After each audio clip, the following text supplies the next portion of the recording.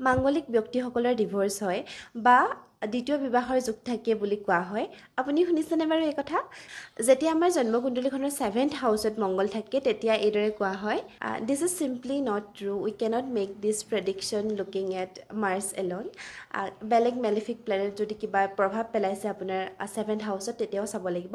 7th হাউচটোৱে represent কৰে বিয়া, partnership, any kind of partnership, যেনেকৈ বিজনেছ হৈ গ'ল বা আপুনি কিবা ধৰণৰ পাৰ্টনাৰশ্বিপ একেলগে বেলেগৰ লগত কাম কৰিছে সেইটোক ৰিপ্ৰেজেণ্ট কৰে। আৰু তাত মংগল থাকিলে ইয়াত কিছুমান বাধা বিঘিনি আহে বুলি কোৱা হয়। কিন্তু অকল আমি মাৰ্চক চাই সেইটো ক'ব নোৱাৰোঁ, কাৰণ বৃহস্পতি চাব লাগিব। বৃহস্পতিৰ দৃষ্টি পৰিছে তেতিয়াও তাত যদি কিবা বাধা বিঘিনি আছে বা কিবা বেয়া হ'বলগীয়া আছে সেইখিনি নাইকিয়া হৈ যায়। কিন্তু যদিহে সঁচাকৈয়ে মংগল থকাৰ কাৰণে বা বেলেগ কিছুমান গ্ৰহৰ প্ৰভাৱত আপোনাৰ বিয়াখনত কিবা প্ৰব্লেম হৈছে তেতিয়া আপুনি সেইটো নিজে এক্সপিৰিয়েঞ্চ কৰিব। You might experience A lot of unnecessary argument, meaningless argument. You may struggle to connect with your partner or feel like you are not moving towards the same direction. So কেতিয়াবা যেতিয়া মনটো ভাল হৈ থাকিব তেতিয়া আপুনি নিজেই অনুভৱ কৰিব পাৰিব যে সেইটো আননেচেচাৰী আছিলে আৰ্গুমেণ্টটো বা এইটো হ'ব নালাগিছিলে।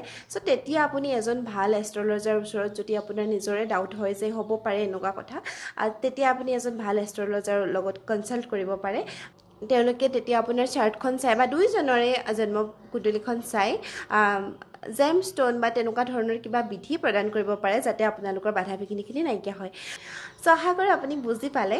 আৰু মোৰ গ'ল হৈছে প্ৰতিগৰাকী অসমীয়াকে ইমানখিনি এষ্ট্ৰলজি শিকোৱা যাতে তেওঁলোকে নিজৰ কুণ্ডলীখন বা নিজৰ ঘৰৰ সদস্যসকলৰ জন্মকুণ্ডলীখন নিজে চাব পাৰে।